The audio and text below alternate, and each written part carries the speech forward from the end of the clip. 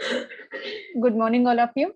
In this session, we are going to start with the 10th standard chemistry and physics, where series 4 of unit 4, refraction of light at curved surfaces, is going to be discussed. Earlier, we completed 3 series of this unit 4, and apart from that, unit 1, 2, 3, and even unit 5 also completed. Detailed explanation is available on the channel called World of Competitive Chemistry. Let us go with the series number 4, where the derivation part for this refraction of light is going to be discussed in today's session. Let us enter into today's concept. Then we have one question here. You might have observed that lemon in the glass water appears bigger than the actual size when it is viewed in the side of the tumbler. So it's very clear that when lemon kept in the glass of water, so what you can observe, when compared to the original size, it will be looking like an enlarged one. The size will be increased. What could be the reason for this one? Can you answer for this? Right? So I collected this answer from toppers. So you might have observed the lemon in the glass of water appears bigger than its actual size when viewed from the sides of the tumbler. This is purely because of the process called a refraction. Because a lemon kept in the glass of tumbler containing water would appear larger in size due to refraction of light. What is meant by refraction? When in any light ray which is passing from rarer to denser or one medium to another medium, that used to bend with certain angle, so that will move, that will migrate with certain angle, the process is said to be refraction. So at the phase of interface, it will participate in the bending of light. That bending of light is said to be a refraction. So as light travels from the air is said to be a rarer medium, into the water, that is the denser medium, it bends towards the normal. This is purely because of the process called a refraction. And in this process, lemon appears to be larger in nature. So the image formed will be larger in nature. Thank you very much for giving the information. And in the lemon, is the lemon that appears bigger in size an image of lemon, or it is the real lemon? So here, what's the question they are asking? So what appears in the glass of water is a bigger in nature. That's very clear. So that appearing, the lemon which is appearing in a bigger size, is that enlarged actually, or image of that lemon? What is the correct answer? The correct answer will be, that will be the image rather than the real one, right? If you take it out, what happens? Its original size will be again smaller. When you keep into the water, it will looking like an enlarged one, but not exactly enlarged. So when you take dry nut, any dry fruit that kept into water, after few minutes, you can observe that that size increased. So swelling of that fruit is possible, that purely because of the process called osmosis, it will absorb the water. But when you took out the lemon from this water, what happens? Again, it will be shorter only. So that the image formed will be enlarged, but not the real lemon. Real lemon remains as such only. So this is purely because of the process called the refraction. The reason will be, just now we discussed, which is given from this topper. Since water is more optically denser, so water is a denser medium when compared to the gaseous mixture air, so that light participate in the bending, and that is towards the normal. Due to this difference in the light rays meet above the actual position of the lamp. This refraction causes bending of rays, result in the diverging image. And diverging image is there, therefore lemon appears to be bigger in nature. So this is an image only, but not a real one, right? So can you draw a ray diagram to explain this phenomenon? Yes, this is a ray diagram. Ray diagram is nothing but only with respect to rays, only with respect to radiation, what is traveling. So if you are able to explain that, so that is called a ray diagram. So this is a ray diagram which is provided in the textbook. Figure number 5 is a clear vision for this ray diagram, which is going to be explained why this enlargement in the size is possible, right? So in this, some of the points are mentioned. This is purely obeying Snell's law, right? O denotes what? The position of the object. And then N1 is nothing but refractive index of incident light when it is present in the air. Air is the rarer medium. And N2, here you can clearly observe that what here it is clearly mentioned, it is in the air, and here it is represented in the ash color one. And this is a region where inside of the glass, where water will be there, it will be the denser medium. And N2 denotes what? It's a refractive index. Okay, refractive index when that object placed in the denser medium, that is water. Refractive index in the air is N1. Refractive index in the water is called N2. O denotes a position of the object. P is the pole point. So it is a central point with respect to this, the principal axis. The axis which is passing through the center is called the principal axis. On this principal axis, here the central point is where the curvature is there, where the mirror, that means glass curvature is there, that point is said to be pole point. And here the exact center of this glass, exact center of this glass is denoted with the C. C is called the center of curvature, right? And I denotes what? Of image position. When the object was placed, its image is represented at the point I. I denotes image. Here you will get the image of that one, right? Inside of that water glass, right? So here N point will be there, that is closer to the pole point. And another point A is also mentioned here. Alpha, theta 1, theta 2, beta, gamma, all these are the angles. Okay. So we have a detailed explanation about all these. In accordance with the Snell's law, N1 sine theta 1 is equal to N2 sine theta 2. N1 denotes what? Refractive index of incident light. N2 denotes refractive index of refracted light. Theta 1, here you can find a theta 1. Theta 1 is nothing but angle of incident light. Theta 2 is nothing but angle of refracted light. After the refraction, what is the angle? After bending, what is the angle? That will be theta 2. Right? So we are going to find the derivation of this equation. Right? So image formation derivation of the curved surface formula. We are going to derive. Let's derive now. Consider the curved surface separating two media. So let us assume this is a glass curvature. Inside you can find water, outside air will be there, and two media are separated by this curved surface, and that denoted with N1 and N2. N1 is the refractive index of incident light which is present in the rarer medium.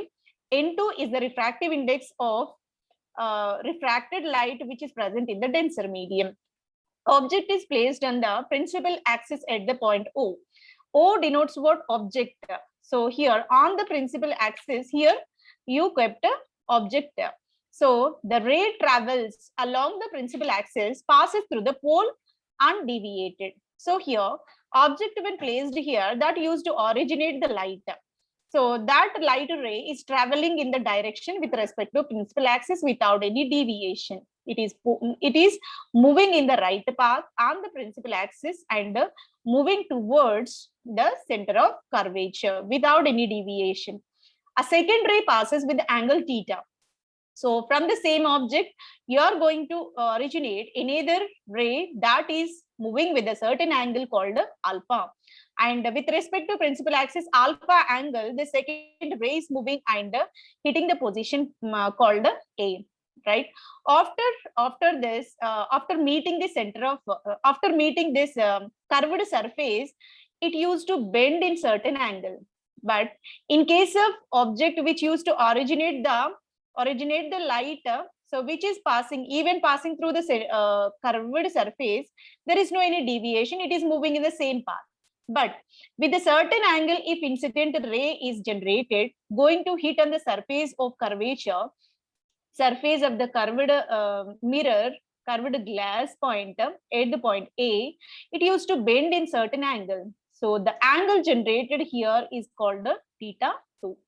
This is bending of light by the process called refraction. Now it again used to converge with this another light ray which is originated from the object. So that used to converge at the point I. Wherever already we know, wherever the convergence of light rays are possible, there you can find the image. This image will be formed beyond the center of curvature, right? Image will be formed beyond the center of curvature, so that here convergence of light passing in this direction and light passing in the straight line, both are used to coincide at the point I where the image formation is possible, right? So this is the process we are going to do now. This is a process. Now we are going to find the derivation part, right? Let the angle made by the second refracted ray with the principal axis is gamma. So this is a second ray, already existing ray passing through the principal axis. In between these two, the angle generated is denoted with gamma. Angle between normal and the principal axis. Angle between normal is nothing but line drawn from the center of curvature. That hypothetical line is said to be a normal. So that normal to center of normal to principal axis, whatever angle is there, that is denoted with beta. In the figure 5, pivot denotes the object distance from the pole point to O point. Object, so this is said to be a object distance. Always object distance will be denoted with U. And pi, pole point to image, this distance is called the distance of the image, that is denoted with V, right? So PO is nothing but object distance denoted with U. Pi is nothing but image distance denoted with V. Right. So in this, we have N1 and N2 points. N1 denotes what? Refractive index when the object is placed in a air. And the N2 is the refractive index of refracted light when it is present in the water, denser medium. Right. Can you establish any relation between the above mentioned quantities? So above mentioned quantities, any relation is there. Above mentioned quantities means what? All the different quantities are given. One is O, one is P, one is I, one is theta 1, theta 2, beta, alpha, gamma. So N, C, I, O, N1, N2, all these parameters are given. Can you find any kind of relation between these two? Absolutely yes. By this derivation of the equation, it is possible to get the relation. Let us consider the triangle ACO. Where is ACO? A is the point where second beam of light is going to be hitting on the surface of curvature. So that is A point. And next is about C. C is nothing but center of curvature. And O, where is O? O is there at the object. So this is said to be a triangle. On this triangle, what could you get? Theta 1. So theta 1 is nothing but angle of incident light. That is given by this value exactly is equal to alpha plus beta. Theta 1 is equal to alpha plus beta. This is in accordance with the fundamental of mathematical equation. Theta 1 is equal to alpha plus beta. Now let us find out second triangle ACI. ACI was taken. So in this, the angle beta will be there. So angle beta exactly equals to what? Theta 2 plus gamma. Theta 2 plus gamma. So theta 2 plus gamma, but here the requirement is in accordance with Snell's law, we need theta 1 and theta 2 values. That's why let us predict theta 2. Theta 2 is equal to beta minus gamma. Theta 2 is equal to beta minus gamma. According to Snell's law, the equation is N1 sine theta 1 is equal to N2 sine theta 2. This is the generalized relation. When we substitute the values of theta 1 and theta 2 in this equation, it will be analoged. Let us see. N1 sine theta 1 value, what is that? Alpha plus beta. N1 sine alpha plus beta is equal to N2 sine theta 2 value is beta minus gamma. N2 sine beta minus gamma. This is a relation by substituting theta 1 and theta 2 values. If the rays move very closer, so if the rays are very closer to the principal axis, these are said to be paraxial rays. The rays closer to the principal axis are called the paraxial rays, and alpha, beta, gamma values are becoming very small because angle is diminished. When the lines are closer, then the angle will be diminished. Then that angle is called a paraxial approximation. The angle reduced one is called a paraxial approximation. So that the parameters can be concised in such a way, sine alpha plus beta is equal to alpha plus beta. Sine beta minus gamma is equal to beta minus gamma. Let us substitute the values of these in the Snell's equation. Now, n1 into alpha plus beta is equal to n2 into beta minus gamma. We discarded sine values, being it is the paraxial approximation. The theta angle values are extremely lower. So, this can be expanded. How can we expand? N1 can be multiplied with the alpha. N1 alpha plus N1 beta. N1 alpha plus N1 beta is equal to N2 beta minus N2 gamma. N2 beta minus N2 gamma. This is the second derived equation. Since all the angles are very small, it can be represented in any other way also. How it can be? Tan theta is equal to An by No. What is An? A is there where light ray of angle is bisecting on the curved surface, that is A. A to N, N point, that is used to touch on the principal axis. An by No. No is nothing but this normal to O. O is nothing but object. So An by No, this will be given by the angle called alpha. On this, you can find alpha angle. And the tan beta is equal to, when you are going to consider this beta, tan beta is equal to An by Nc. An by Nc. So on this table, you can find the angle only beta. On this triangle, you can find only angle beta. Then tan gamma. If you consider tan gamma, that will be An by Ni. An by Ni. On this, you can find the angle gamma. On this triangle, you can find the angle gamma. So let us substitute all these values. What values you are going to substitute? Alpha, beta, and gamma values are going to be substituted by these An, No, An, Nc, An, Ni. All these values are going to be substituted in this equation 2. Now it will be N1 An by No plus N1 An by Nc is equal to N2 An by Nc minus N2 An by Ni. This will be the substituted equation, which is denoted with equation number 3. As the rays move very closer to the principal axis, the point N coincides. So if all these values are moving towards this one, it will be bulged outside. N value is going to be merged with this whole point. Now P and N becomes exactly equal. P and N will become exactly equal. Wherever Ni, No, Nc values are there, you can substitute with Pi, Po, Pc, right? Because N is merged. So when lines are closer to the center of curvature, now N is going to merge with P. Now the values which are corresponding with Ni, No, Nc now can be replaced with Pi, Po, and Pc. So let us substitute these values in the above equation. It can be concised into N1 by Po plus N1 by Pc plus is equal to N2 by Pc minus N2 by Pi. So the equation can be modified in this manner. Now what we will do? Pc terms are there left and right hand side. Let us take it into one side. Po and Pi taken another side. Pc values are taken another side. So N1 by Po. So when minus N2 by Pi taken left hand side, that will sign inversion is possible, negative turned into positive. So here plus N2 by Pi is equal to N1 Pc. When moving towards this side, it will become minus, right? Sign conversion is very clear to us.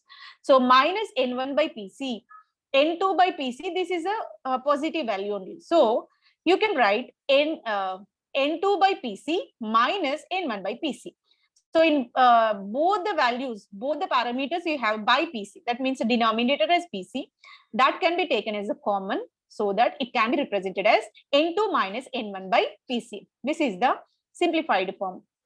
So the equation will be N1 by Po plus N2 by Pi is equal to N2 minus N1 by Pc. This is the equation number 4. This is the finalized equation in order to get the relation between derivation of the curved surface formula. And the curved surface, how the image is given, and the mathematical support for this phenomenon was given by this equation. This is in accordance with Snell's law. And the finalized equation will be N1 by Po plus N2 by Pi is equal to N2 minus N1 by Pc.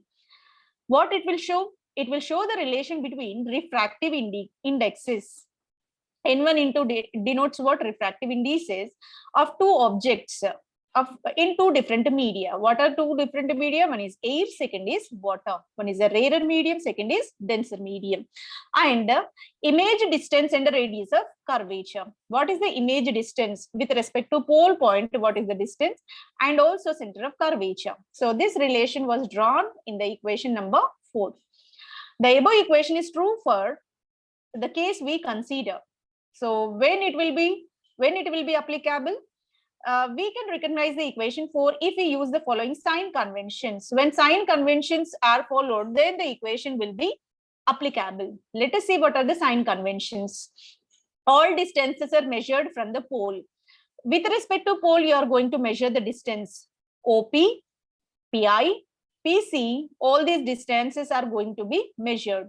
So this is the point. Pole point can be taken. With respect to this, all the distances were drawn.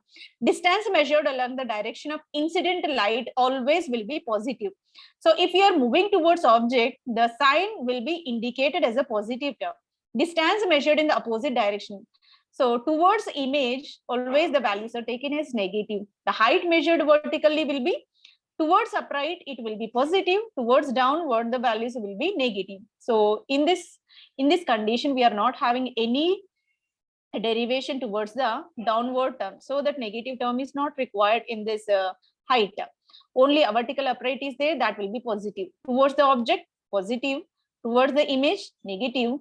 Towards the vertical upright, positive. So these are the sign conventions. When these rules are obeyed, then the equation N1 by PO plus N2 by PI is equal to N2 minus N1 by PC can be applicable. So this will be the derivation for this refraction of light on the curved surface, right? So hope this session will be helpful for your preparation. Thank you very much for your consistent listening. Thank you one and all.